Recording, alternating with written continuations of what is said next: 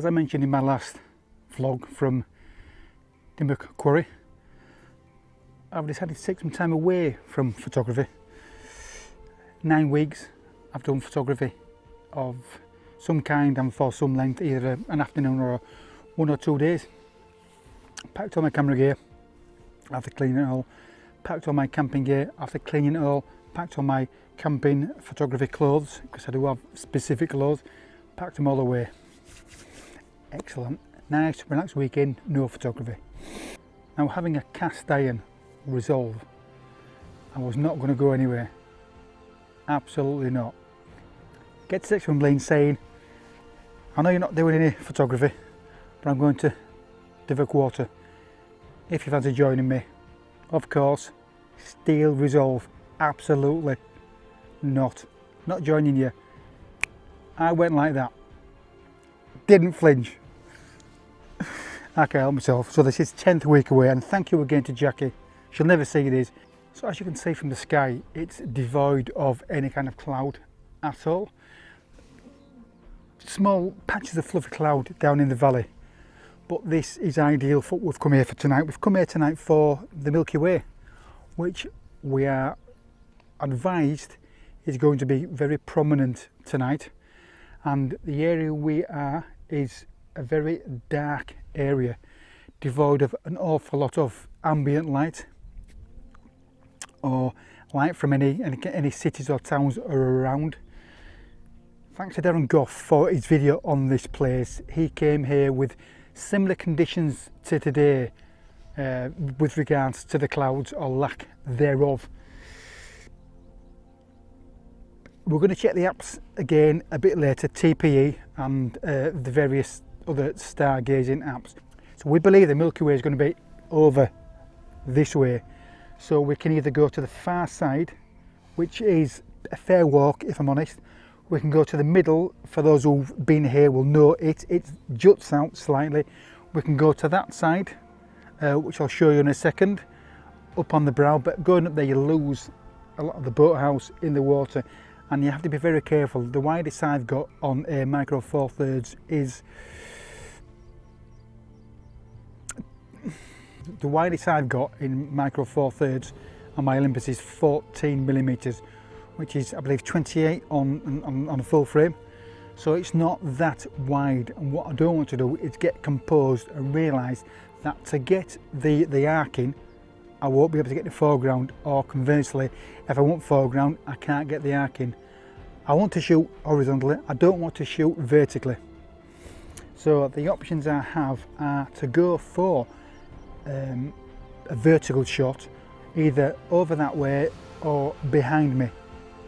I believe the strongest part of the Milky Way is going to be over there, so I may go that side of the boathouse, either just that side or on the bank at the opposite side to see where it is.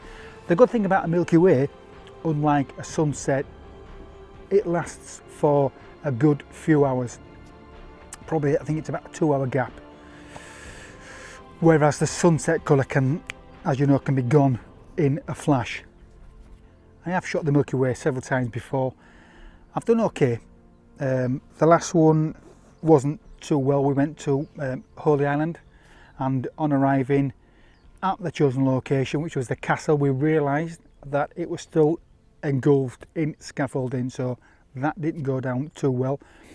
We came further away and we managed to see the arc over the causeway, but the amount of ambient light proved difficult, because to get any kind of detail or contrast in the arc was difficult because of the amount of artificial light, not ambient light. So that didn't quite work. The time before, again, was better. It was at a tarn, which I'll put up there. Didn't do too bad in that one. Got some contrast, got some detail in it. So we've got high hopes for tonight. We've foregone clouds because we are here specifically for the Milky Way. Nobody else here. We are expecting or hoping that Andrew might get here, but it's 7:30 now, so it's unlikely, or do hope that he's going to start trotting around the corner anytime now. tent to set up, mine looks a complete carnage. I'll show you a picture of it.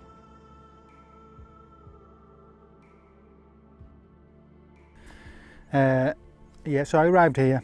I thought I'll have a nice cup of coffee, laughing pot noodle, got my water out, realised I'd bought strawberry flavoured water. Now I was going to have a go and see what it tasted like, but Lynn convinced me to go back to the car to get my water, and having walked back and realised that it's 5 litres, 10 pints, I'm not going to drink all that.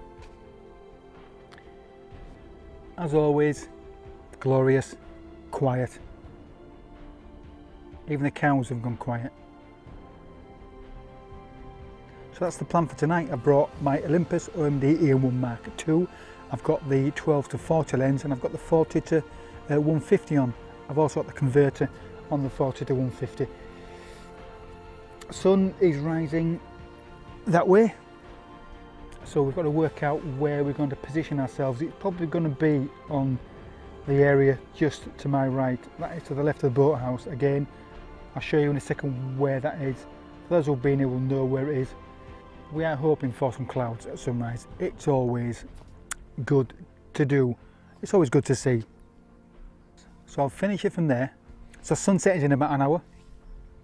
So I'm going to have a walk around. Lynn's already packing the gear and trying to find a composition. But the bottom line is, but ultimately, the Milky Way is not going to be visible for a good, I think, good 6 hours. So we've got ages to go yet. I might even have a nap after sunset. What happened? I hope I'm not getting any kind of glare from the sun. I'll hold it there and I'll just show you the photographs I referred to earlier on. There we have the jutty out bit that you may stand on. There we have the boathouse. There we have the other side of the boathouse. So you could stand around there and photograph across the boathouse, but we'll see how it goes. Bye for now.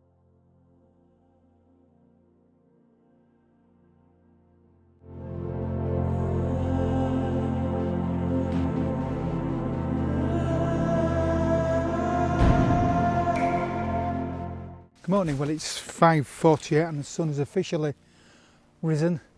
Wonderful muted colours this morning. Mainly taking photographs from just over there to the left of the boathouse. Lovely wispy clouds, not much movement in the clouds, but they were probably 180 degrees over the water. Still at Devoke Water. Got to bed around 2:30. Woke up around 4 o'clock. The Milky Way was over a slight hill that's to the south of Devoke Water, and I think we both just about got the arch over it, which is what was predicted and we were assured would happen.